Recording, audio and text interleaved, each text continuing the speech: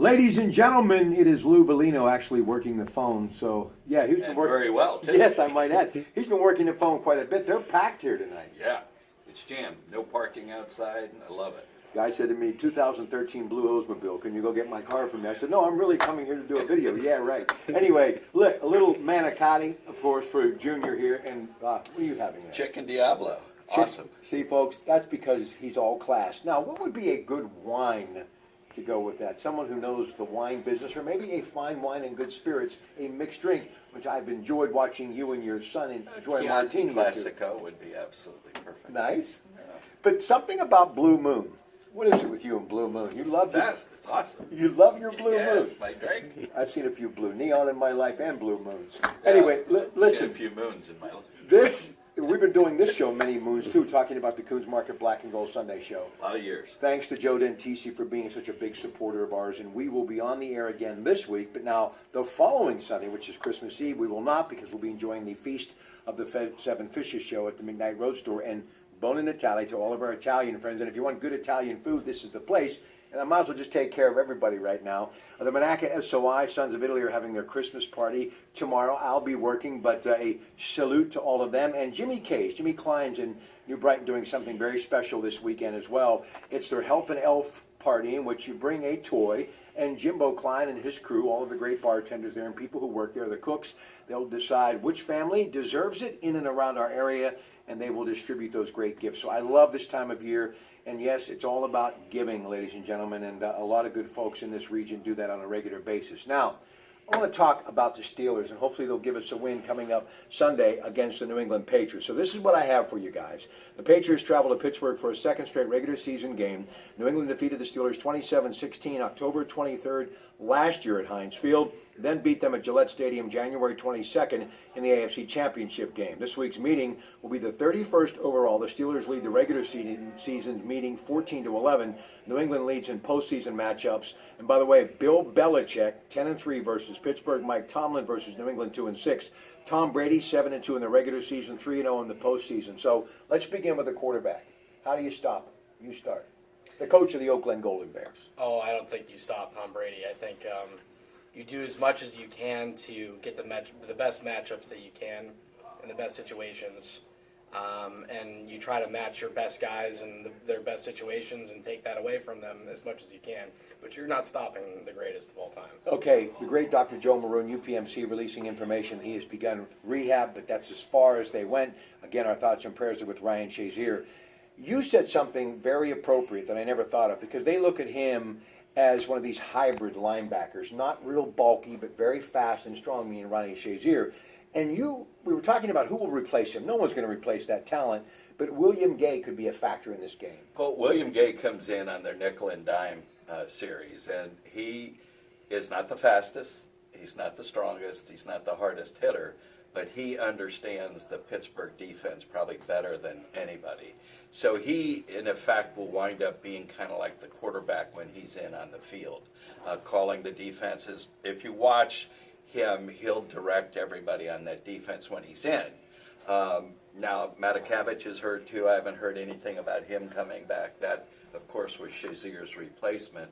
So definitely the Steelers are a little bit weak going into this game, especially if you look at the matchup against Brady. They cannot afford to go zone defense because Brady will pick them apart.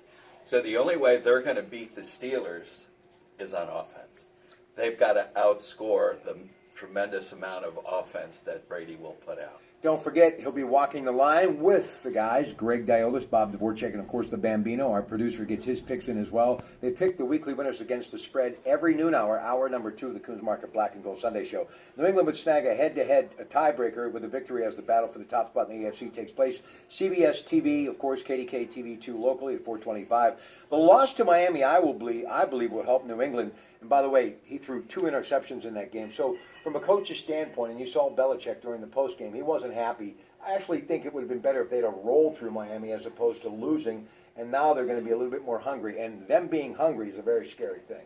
Oh, absolutely, because they're going to hit film hard. They're going to come back with something to prove. And, you know, they've had success against the Steelers in the past, and I think this is an opportunity that they believe will get them back on the right track. And A win in Pittsburgh against a very, talented Steelers football team, a winning Steelers football team, will set the tone for what they need to do to go in the playoffs. Ben Roethlisberger, 3,744 yards, 24 touchdowns. Le'Veon Bell, 1,105 yards, 7 touchdowns. Great catching the ball out of the backfield. Antonio Brown, only 7 touchdowns, but 99 catches for 1,509 yards. Here's the big story. Defense, the line. Cam Hayward from Ohio State, 9 sacks. Let's talk about this defensive line in that 3-4. They have been spectacular with the pass rush.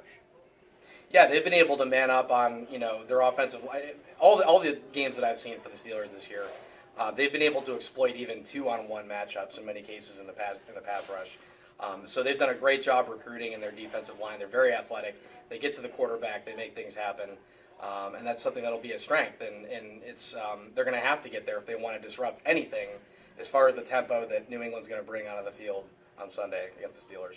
Oakland Golden Bear coach speak. I love it. Listen, I'm going to let you jump in on the defense, but I just want to get these stats out because, I believe he's the greatest quarterback in the history of the NFL who plays for the greatest coach in the history of the NFL, Tom Brady and Bill Belichick. Brady, 3,865 yards, 27 touchdowns. Deion Lewis out of the University of Pittsburgh, 607 yards and 3 touchdowns. Brandon Cooks, 54 catches, 924 yards, 5 touchdowns. Deron Harmon, 3 interceptions. He is a safety for New England. And their rush end, he is Trey Flowers. He's got 6 sacks, but it all comes down to Gronk. He's fast, he's big, great hands. Yeah, he's the 270-pound elephant in the room, so to speak. They didn't have him last week, and you saw the difference. I mean, he's certainly Brady's relief valve, and he'll check down, and Gronk can force himself to be open. That's going to be the biggest mystery that the Steelers are going to have to solve, and they're going to have to play him pretty much man and probably on a third downs double team him. But once again, I don't think it's the defense for the Steelers that are going to win this game. It's like the last couple of games. It's going to be the offense. They have got to keep pace with the Steelers. They cannot kick field goals. They've got to score touchdowns. Your final thoughts, Coach? Oh, I think New England's going to come out and they're going to mix tempo. That's what they do. They're going to make it so that they're going to go at a speed that the Steelers are not accustomed to. They're going to use their pass game like their run game. They're going to use the possession, short pass, little dink passes to put the Steelers into a bind and to drive it down the field. And they're going to have to come up with something, a big play and answer to disrupt Brady's offense at some point during the game and score the points that they need in order to overcome them and outscore them to win this football game. Go ahead, one more. Okay, well, you always hear that the best offense is a good defense. But in this case, the best defense is a good offense. And if you can get Le'Veon Bell running the ball, chewing up 5-6 yards at a time, getting 3rd and 2, 3rd and 1, controlling the clock, Brady can't score any points when his butt is sitting on the bench. Ladies and gentlemen, can I get off the bench now?